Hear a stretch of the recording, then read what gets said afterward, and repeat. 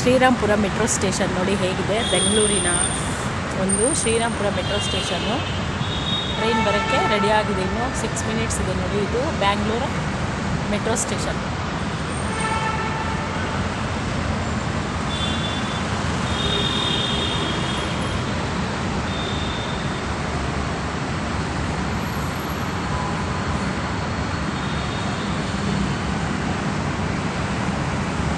ಇವಾಗ ಈ ಕಡೆಯಿಂದ ಟ್ರೈನ್ ಬರುತ್ತೆ ನೋಡಿ, ಎಷ್ಟು ಚೆನ್ನಾಗಿ ಈ ಸೈಡ್ ಬರುತ್ತೆ.